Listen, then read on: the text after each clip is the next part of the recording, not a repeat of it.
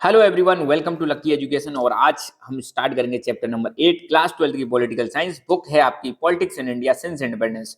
CUET की हमारी series चल रही है और इसमें ये 8th टॉपिक है और यहाँ हम कह सकते हैं 8 चैप्टर है और इसके हम सारे क्वेश्चन हम डिस्कस करेंगे, छोटे छोटे जितने भी क्वेश्चन बन रहे हैं। इस चैप्टर में लगभग हम 65 क्वेश्चन डिस्कस करने वाले हैं और आपको पता है फॉर्मेट वही रहेगा, एमसीक्यू, वेरी शॉर्ट क्वेश्चंस। ऐसे करके हम डिस्कस करेंगे और बीच बीच में बहुत सारी चीजों को हम रिवाइज भी कर लेंगे। यहाँ पे कई सारे क्वेश्चंस ऐसे होंगे आपको देखने में लगेगा सिमिलर है, तो that will help you in your revision. साथ ही साथ में कुछ कॉन्सेप्ट भी मैं आपको बताते चलूंगा। बहुत ज्यादा लेंथ हम नहीं रखेंगे, जल्दी जल्दी करेंगे, है ना, मुश्किल से 15 या 20 मिनट। तो शुरुआत करते हैं। पहला ही question, which period in India can be seen as period of rising regional aspirations for autonomy. India में किस टाइम को, कौन से डिकेड को बोला जाता है कि यार अब मतलब एक डिमांड उठने लग जाती है कि हमें थोड़ी ऑटोनॉमी चाहिए, हमें थोड़ी सी इंडिपेंडेंस चाहिए, ठीक है, हमें कुछ और स्पेशल चाहिए। तो कौन सा टाइम था वो? 1970s, 1980s, 1960s, 1990s। तो वो था 1980s, 1980 वाला तो वक्त। 1980s का मतलब देखो ऐसे लग जाता है ना, तो समझ लो 80 से 90 की बात की जा रही है, ठीक है, ये वाली बात है। Second question, which approach did India take on question of diversity. India ने डाइवर्सिटी के क्वेश्चन को लेकर कौन सी अप्रोच अपनाई? Cultural, social, political, democratical. तो आंसर सही है, डेमोक्रेटिकल। इंदिरा गांधी जी का असेसिनेशन कब हुआ था? इंदिरा गांधी जी का असेसिनेशन हुआ था 31 अक्टूबर 1984। बताइए आप सबको, है ना। और इनके दो सिख बॉडी गार्ड थे, उन्होंने इनकी हत्या कर दी थी। और एक्चुअली रीजन ये था, इससे पहले एक ऑपरेशन ब्लू स्टार हुआ था, ठीक है, that was the reason main, है ना, operation blue star. Operation blue star जो आपका अमृतसर टेम्पल है, वो भी कब हुआ था? 1984 में। नागालैंड को कब बनाया गया था? नागालैंड कब क्रिएट किया गया था? 1956 में। एक चीज और मैं आपको बता दूं, सरकार ने एक स्टेट रीऑर्गेनाइजेशन एक्ट बनाया था 1956 में, जिसके तहत 14 स्टेट्स थे और 6 यूनियन टेरिटरीज थी, ठीक है। तो उसके बाद की बात है, 1963 में नागालैंड बन जाता है। कमेंट करके बताइए भाई साहब, नागालैंड की कैपिटल क्या है ना। In which year agreement took place between Sheikh Abdullah and PM Indira Gandhi. अब देखो शेख अब्दुल्ला कहाँ के थे? ये जम्मू एंड कश्मीर के थे, जम्मू एंड कश्मीर के थे। और कौन सी पार्टी से संबंधित है? नेशनल कॉन्फ्रेंस पार्टी से संबंधित है। ये डिमांड कर रहे थे जम्मू कश्मीर को मोर ऑटोनॉमी मिलनी चाहिए। तो इनके बीच में और इंदिरा गांधी के बीच में कब हुआ था एग्रीमेंट साइन? 1974 में एक एग्रीमेंट साइन हुआ था। द्रविडियन मूवमेंट, पहली बात तो ये साउथ इंडिया से संबंधित है। कहाँ से संबंधित है? साउथ इंडिया से संबंधित है। ये साउथ में ऑटोनॉमी की बात कर रहे हैं, ये साउथ में बात कर रहे हैं कि हम बिल्कुल हिंदी का अपोज करेंगे, हिंदी को यहाँ लागू नहीं होने देंगे, ठीक है। और सही बात भी है, क्योंकि वहाँ साउथ में भाई हिंदी बोली नहीं जाती और जबरदस्ती आप लागू भी नहीं कर सकते। तो ये आंदोलन से संबंधित किसी कौन से लीडर है? हामिद अंसारी, लाल डेंगा, ईवी रामास्वामी नेकर, शेख अब्दुल्ला। तो सही आंसर है ईवी रामास्वामी नेकर। पंजाब हरियाणा कब एग्जिस्टेंस में आए थे? 1966 में पंजाब और हरियाणा को बनाया गया था। अंडरस्टूड? पहले एक ही हुआ करते थे, तो पंजाबी बोलने वालों के लिए पंजाब और भैया हरियाणवी और हिंदी बोलने वालों के लिए हरियाणा बना दिया था। कौन से आर्टिकल में जम्मू कश्मीर को स्पेशल स्टेटस दे रखा था? आर्टिकल 370, जो 2019 में हटा दिया गया है। इसको हटा दिया गया है और जम्मू कश्मीर जो स्टेट हुआ करता था पहले, इसको दो भागों में बांट दिया है, जम्मू एंड कश्मीर और लद्दाख। और ये दोनों बन चुकी हैं यूनियन टेरिटरीज, जिसमें से जम्मू कश्मीर एक ऐसी यूनियन टेरिटरी है जहां पे लेजिस्लेटिव असेंबली भी होगी, और लेजिस्लेटिव असेंबली होगी तो यहाँ पे सीएम भी होगा। मगर लद्दाख एक ऐसी यूनियन टेरिटरी है जहां पे लेजिस्लेटिव असेंबली नहीं होगी, मतलब कोई सीएम नहीं होगा। ये भी चीज आपको ध्यान रखनी है। Which of the following were the issues India had to cope immediately after independence? जैसे ही देश हमारा आजाद हुआ तो हमें मेनली कौन सी समस्या आई थी? पार्टीशन और डिस्प्लेसमेंट आई थी, बिल्कुल सही बात है। इंटीग्रेशन ऑफ स्टेट, ये भी सही बात है। रीऑर्गेनाइजेशन ऑफ स्टेट, ये भी सही बात है। तो ऑल ऑफ द अबव सही आंसर हो जाएगा।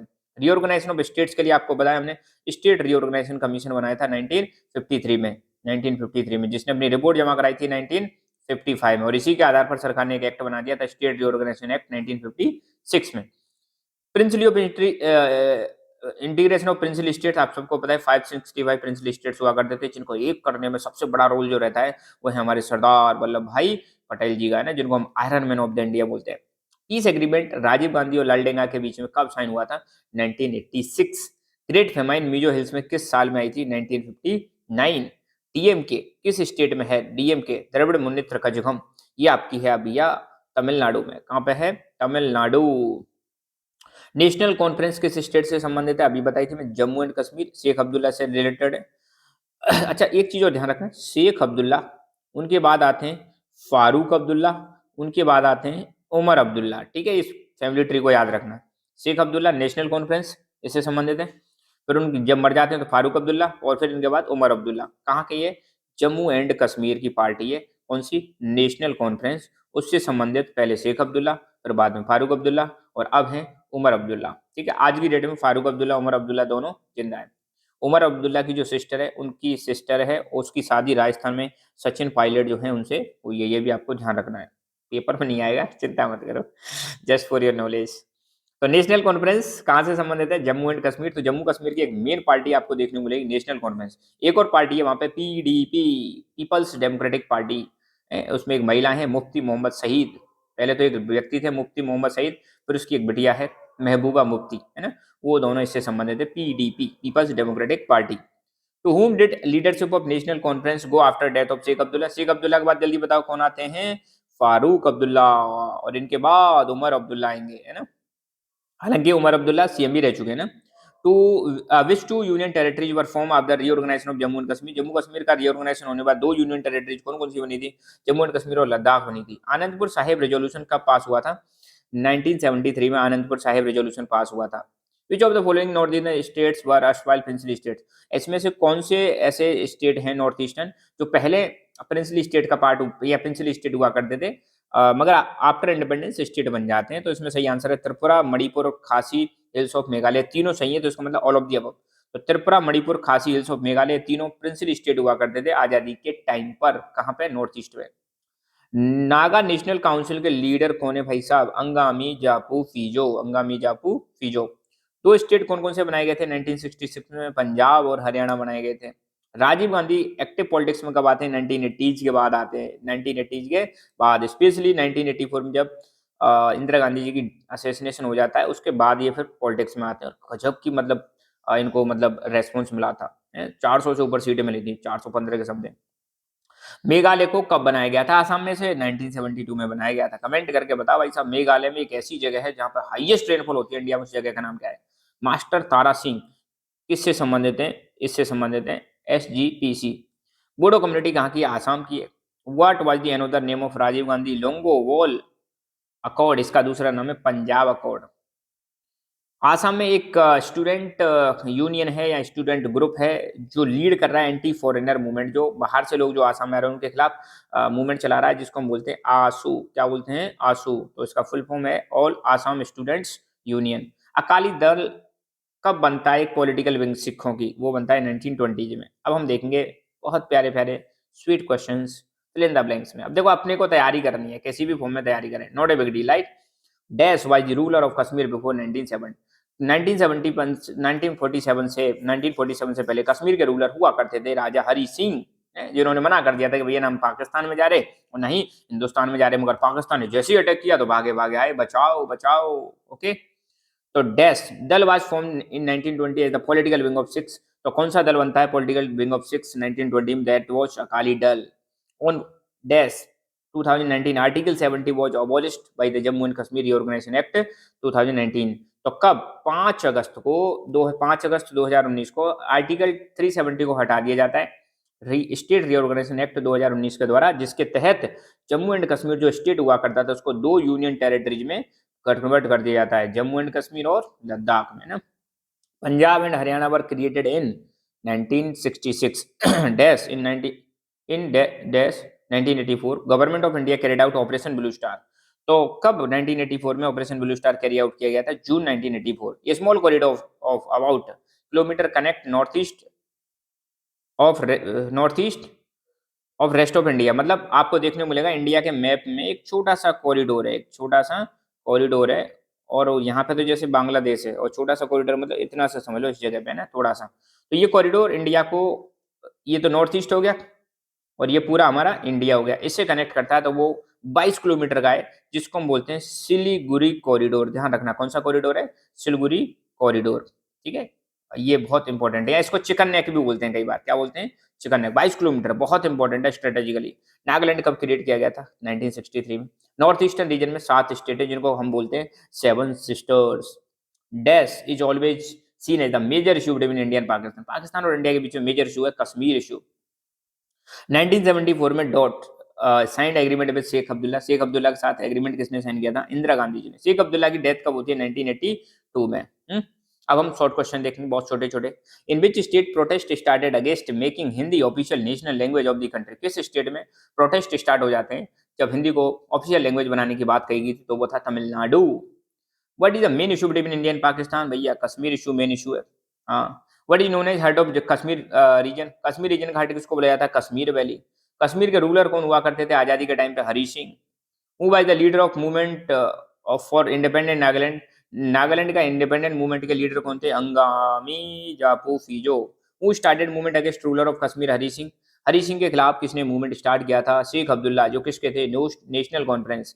डीएमके की फुल फॉर्म बताओ। द्रविड़ द्रविड़ मुन्नेत्र कझगम। देखो साउथ इंडिया में एक स्टेट है जिसका नाम है तमिलनाडु।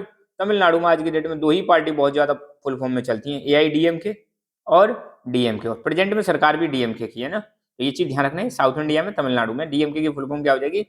द्रविड़ मुन्नेत्र कझगम। कहाँ की है? तमिलनाडु। एआईडीएमके भी कहाँ की है? तमिलनाडु। आपने सुना होगा एक जयललिता नाम की हीरोइन हुआ करती थी जो पॉलिटिक्स ज्वाइन कर लेती, वो एआईडीएमके से ही संबंधित थी, ऑल्दो अभी वो नहीं रही। एआईडीएम की फुल फॉर्म क्या? ऑल इंडिया अन्ना द्रविड़ मुन्नेत्र कझगम। और साउथ इंडिया में अन्ना का मतलब होता है बड़े भाई को हम अन्ना बोलते हैं, अन्ना इंगे बोरिंग है। Article 370 was related to which state? Article 370 किससे संबंधित है? जम्मू एंड कश्मीर। अब हटा दिया गया है, एबॉलिश कर दिया है। इंदिरा गांधी जी का असैसिनेशन किस डेट को हुआ था? 31 अक्टूबर 1984। उनके सिख बॉडीगार्ड ने कर दिया था। मिजो नेशनल फ्रंट के फाउंडर कौन थे? लाल डेंगा। आर्टिकल 370 कब डिलीट हुआ? 5 अगस्त 2019। आंसू की फुल फॉर्म क्या है? ऑल आसाम स्टूडेंट्स यूनियन, जो प्रोटेस्ट कर रहे थे आसाम में एंटी फॉरेनर्स के खिलाफ, है ना, फॉरेनर्स के खिलाफ। मिजोरम के सीएम कौन बनते हैं? जब मिजोरम बनता है तो लाल डेंगा ही बनते हैं। When was the first democratic election for the Sikkim Legislative Assembly held? Sikkim legislative assembly के लिए पहला इलेक्शन कब हुआ था? 1974 में। ईबी रामास्वामी नेकर फेमस हैं किस नाम से? और Periyar. When did separatist forces began to dominate Jammu Kashmir? Separatist जो फोर्सेस हैं जम्मू कश्मीर में डोमिनेट कब से करना स्टार्ट कर देती हैं, या हम कह सकते हैं जम्मू कश्मीर में कब से एक जो अलगाववादी ताकतें थी, अलगाववादी मतलब जो कह रही थी कि हमें जम्मू कश्मीर से अलग होना है, तो वो एक्टिवेट हो जाती है 1989 से। कौन सी पार्टी थी जो कहती थी कि हम आर्टिकल 370 को हटाएंगे? तो वो थी Bharatiya Janata party, BJP. Comment करके बताओ बीजेपी कब बनी थी, राइट। और बीजेपी का जो गठबंधन है उस गठबंधन को हम क्या बोलते हैं? Who was the founder of DMK? C Annadurai. Lal Denga किस पार्टी से संबंधित है? भैया Mizo National Front. Under which leadership National Conference started movement? National Conference में किसके अंडर में लीडरशिप में मूवमेंट स्टार्ट किया था? तो वो थी शेख अब्दुल्ला। किसके खिलाफ? राजा के खिलाफ। कौन सा राजा? महाराजा हरि सिंह। कहाँ के? Jammu and Kashmir. South India में बिगेस्ट मूवमेंट कौन सा माना जाता है? Dravidian movement. By what name is the military action in golden temple in 1984 known? तो 1984 में गोल्डन टेम्पल में मिलिट्री ऑपरेशन चलाया गया था इंडियन गवर्नमेंट के द्वारा, तो उसको हम क्या बोलते हैं? ऑपरेशन ब्लू स्टार है। पंजाब अकॉर्ड क्या है? पंजाब अकॉर्ड या पंजाब समझौता पहली बात तो साइन हुआ था भारत के प्रधानमंत्री राजीव गांधी जी और अकाली दल के प्रेसिडेंट हरचंद सिंह लोंगोवाल के बीच में साइन हुआ था। इसी को हम बोलते हैं पंजाब अकॉर्ड। कब हुआ था? 1985 में। शॉर्ट में इसको क्या बोला जाता है? राजीव गांधी लोंगोवाल अकॉर्ड। और इसका पर्पज था कि पंजाब में एक शांति स्थापित की जाए, पंजाब में जो हलचल चल रही थी उसको रोका जाए। आनंदपुर साहिब रेजोल्यूशन कब पास होता है? आनंदपुर साहिब रेजोल्यूशन 1973 में पास होता है। अकाली दल की कॉन्फ्रेंस हुई थी आनंदपुर में, वहां पे साइन होता है। आसाम अकॉर्ड क्या है? आसाम अकॉर्ड साइन हुआ था पहली बात तो राजीव गांधी जी जो इंडियन गवर्नमेंट के मतलब पीएम हुआ करते थे उस समय, और आसू लीडर्स किसके इशू को लेकर, बाहर से जो लोग आ रहे थे आसाम में उसको इशू को लेकर हुआ था। आसाम अकॉर्ड साइन 1985 में हुआ था। मेन पॉइंट क्या है इसके कि जो भी माइग्रेंट है बांग्लादेश वॉर के दौरान या बांग्लादेश वॉर के बाद आए हैं आसाम में, उनको आइडेंटिफाई किया जाएगा और उनको वापस भेज दिया जाएगा। फिर यहाँ पे देखने को मिलेगा असम गण परिषद, ये पावर में आती है 1985 में, और ये प्रॉमिस करती है कि भाई साहब हम विदेशियों को तो यहाँ से जो मुद्दा है इसको तो हम सॉल्व कर ही देंगे और एक गोल्डन आसाम बनाएंगे। Which accord prove to be turning point in the history of Mizoram? Mizoram की हिस्ट्री में कौन सा अकॉर्ड बहुत ज्यादा इंपॉर्टेंट है? तो मिजोरम की हिस्ट्री में जो अकॉर्ड 1986 में साइन हुआ था राजीव गांधी जी के बीच में और लाल डेंगा के बीच में, उसको माना जाता है हिस्टोरिक है। और इसके बाद मिजोरम को कंप्लीट स्टेटहुड का दर्जा दे दिया जाता है और स्पेशल पावर्स दे दी जाती हैं। और नेशनल जो मिजो नेशनल फ्रंट था उसने बोल दिया कि हम जो सेसेशनिस्ट मूवमेंट है, हम जो पहले बात कर रहे थे कि अलग होंगे भारत से, वो भी ये छोड़ देते हैं। लास्ट क्वेश्चन, गोवा की क्या समस्या थी? गोवा को कैसे और कब लिबरेट किया गया था? किससे? पोर्चुगीज से। और कैसे भारत का पार्ट बनता है? गोवा की थोड़ी सी कहानी है, शॉर्ट में देख लेते हैं। गोवा पहली बात तो पोर्चुगीज के अंडर में हुआ करता था। गोवा के साथ दमन और दीव ये भी पोर्चुगीज अंडर में हुआ करते थे 5th सेंचुरी से। आप सबको पता है 1498 में भारत में सबसे पहले कौन आया था? Vasco D gamma. या विदेशियों में आने वाले सबसे पहले कौन थे? पोर्चुगीज, फिर आते हैं डच, फिर आते हैं आपके ब्रिटिशर्स, फिर आते हैं फ्रेंच। तो पोर्चुगीज ने आते ही अपना मतलब जो बेस है, बेस बनाया गोवा। गोवा के साथ दीप दमन भी मतलब पोर्चुगीज के अंडर में हुआ करते थे। पोर्चुगीज मतलब हिंदी में बोलते हैं पुर्तगाली। जब देश हमारा आजाद हुआ 1947 में, तो पोर्चुगीज ने मना कर दिया कि भैया हम नहीं जाएंगे यहाँ से, हम तो यहीं रहेंगे। हम नहीं हो इसको अलग होने देंगे। मगर यहाँ के जो लोग थे, गोवा के लोग, वो कह रहे नहीं नहीं यार, हम तो इंडिया के साथ जुड़ना चाहते हैं, बहुत हुआ, भागो भाई यहाँ से। और गोवा के जो लोग हैं, उनको जो सरकार है, बहुत ज्यादा रिलीजियसली, मतलब वहाँ पे रिलीजियस कन्वर्जन देखने को मिल रहे थे। और उनको दबाया जा रहा था, उनको मतलब ज्यादा राइट्स नहीं दिए जा रहे थे। तो इसको हम बोलते हैं गोवा प्रॉब्लम। तो people of Goa suppressed from religious conversion and civil rights, जिसको गोवा की प्रॉब्लम बोलेंगे। 1961 भारतीय सरकार ने एक मिशन लॉन्च किया, आई थिंक ऑपरेशन विजय था, है ना, ऑपरेशन विजय। 2 दिन के अंदर गोवा, दीप दमन, इनको लिबरेट कर दिया पोर्चुगीज से, और गोवा बन जाता है गवर्नमेंट ऑफ इंडिया के अंडर में, मतलब या इंडियन यूनियन का पार्ट बन जाता है। तो यहाँ पे ऑपरेशन जो चलाया गया था वो था ऑपरेशन विजय, और पोर्चुगीज को यहाँ से भगा दिया जाता है। और गोवा फाइनली, मतलब आप कहो इंडिया का पार्ट बनने के बाद, फुल स्टेट का दर्जा मिलता है इनको 1987 में। यहीं पर रिलीज कर दिया, यहीं पर 1961 में तो पोर्चुगीज को भगा दिया। मगर मगर स्टेट कब बनता है, कंप्लीट कंप्लीट स्टेट बनता है 1987। और गोवा आपको पता है भारत का सबसे स्मॉलेस्ट स्टेट है in terms of area. Comment करके बताओ पॉपुलेशन के मामले में सबसे छोटा स्टेट कौन सा है भारत का, है ना, 2011 की सेंसस के अकॉर्डिंग। तो ये चैप्टर हमारा फिनिश हुआ। आई होप समझ में आया होगा। So thank you so much, keep learning, keep enjoying, and God bless you all.